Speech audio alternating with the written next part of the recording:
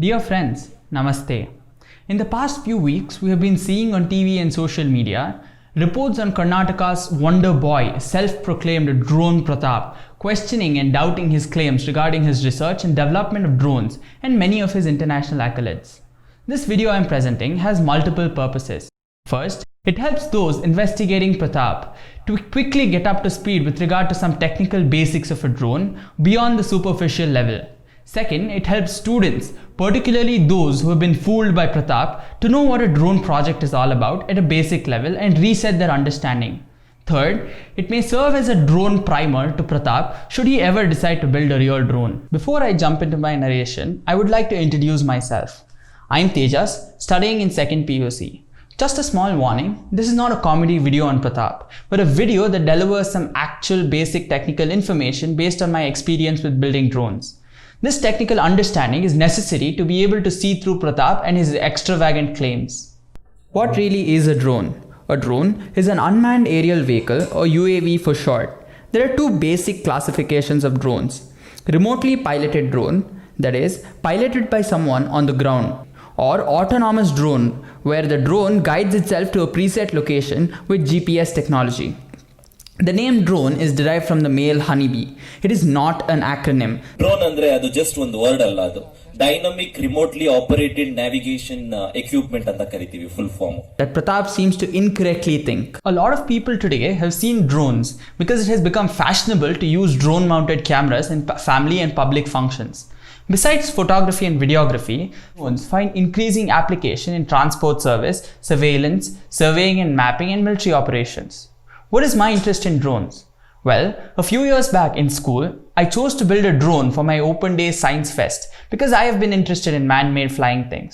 This drone was a partial success because it flew with strings, safety strings attached literally.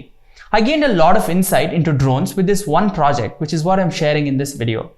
I must hurry to say that I'm far from being an expert on this subject. Let me get a few basic concepts across to you. Say I have an object like a book kept on a table. It stays like this forever until disturbed by an external force such as mom coming up and cleaning up the table. This is Newton's first law. If it flew on its own like a kage, then we would not have Wright brothers or Drone Pratap today. How do we cause an object to fly? Take this wind wheel for example. We got this toy as a decorative item for Ganesha Puja long back. If I hold it steady, the wheel also remains stationary. Now, if I move it up, the wheel starts spinning. In this case, the lifting motion of my hand is the input and the rotation of the wheel is the output. The opposite must also be true. That is, if I cause the wheels to spin, then the wheel and the platform it is mounted on will show a tendency to move up. I will demo this now. Here is a plastic fan. I will mount this on the spindle of this DC motor.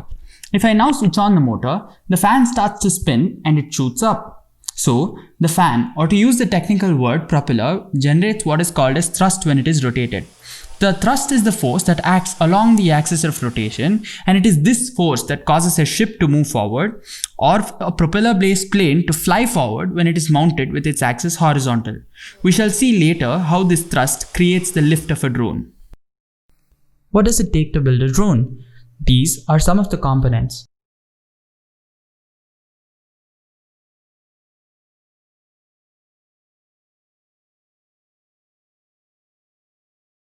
This is a BLDC motor. BLDC motors spin the propellers at high speeds. These motors are light, compact, powerful, and precisely controllable. No, you certainly cannot use a normal mixer motor in place of these BLDC motors. This may be possible in Pratap's imagination, but certainly not in reality. The motor has to be of a variable speed variety for the drone to be functional and be capable of producing enough torque on the propeller.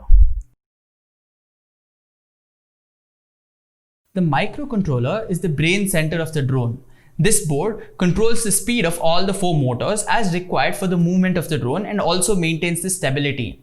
A fairly complicated program resides inside this microcontroller, typically written in C programming language.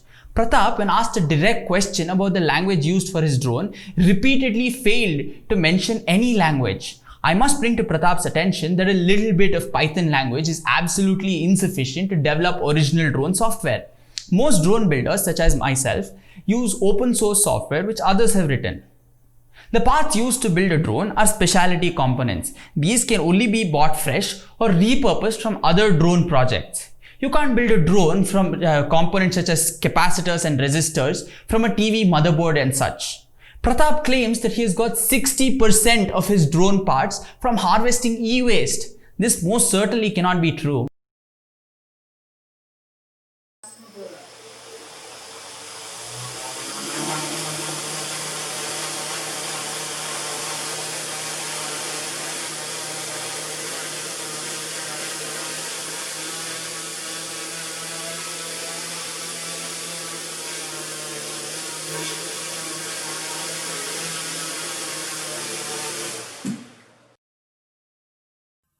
The basic movement of a drone is the ascent or the lift.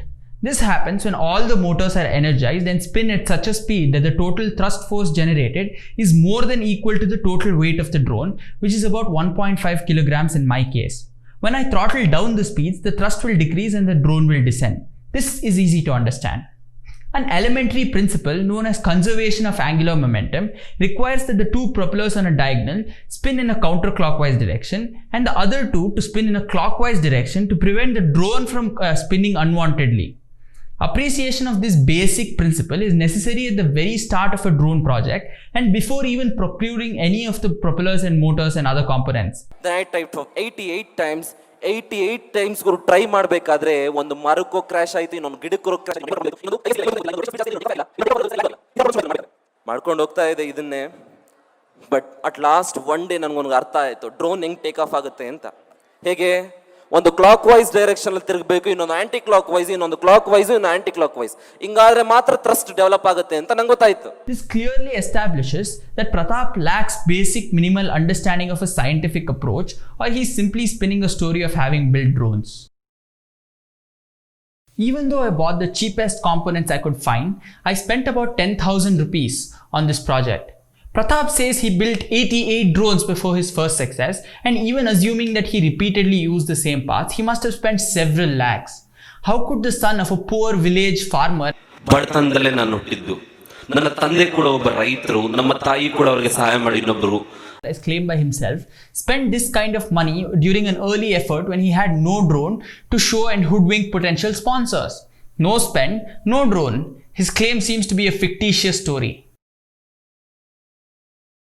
My drone weighs about 1.5 kilograms. A better, bigger drone may weigh about 5 kilograms. Pratap mentioned that he carried 6 drones to Japan. These drones, along with his laptop and other spare parts that he might need, may weigh a total of around 50 to 60 kilograms. His personal items and mom-made snacks may account for another 30 kilograms. So, the total estimated weight of his luggage being 80 to 90 kilograms.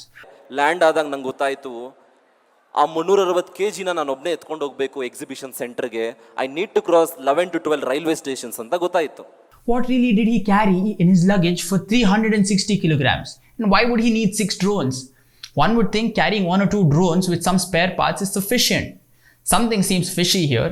Pratap claims that he read 70,000 technical papers as a part of his efforts to understand and build his drone. This is exaggeration beyond belief. You just need to read a handful of articles, view a couple of educational videos to have a hobbyist level drone. Research in this field is a different ballgame altogether. The fastest world record holding drone, weighing just about 300 grams, has clocked around 250 kilometers an hour. Pratap, in one of his tall stories, says that his drone covered a 10-hour road distance in 9 minutes, meaning an approximate flight speed of 1700 kilometers an hour.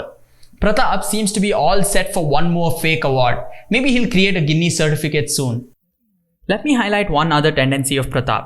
Whenever he is asked any technical questions, he rushes to take shelter under the NDA, which is a non-disclosure agreement. Sir, I can't say that, sir, because we signed a deal called non-disclosure agreement ಅಂತ sign ಮಾಡ್ಕೊಂಡಿರ್ತೀವಿ sir.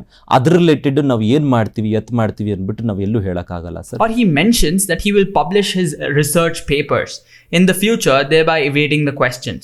Pratap does not seem to know that very basic fundamental principles can never be the part of any NDA, and he's clearly using an NDA as a guise to cover up his ignorance. In conclusion, I would like to say that the claims of Pratap with regard to many aspects of his drone turn out to be fictitious purely from the technical assessment viewpoint. This finding comes in addition to the finding of others on Pratap's fake certificates and non-existent competitions. I urge the investigators to unearth the truth and take necessary action to ensure that Pratap will not turn out to be an even bigger cheat in the future, and also ensure that he does not become a negative role model for youngsters like me who have been fed incorrect, uncorroborated, imaginary and so-called success stories of Pratap. Thank you.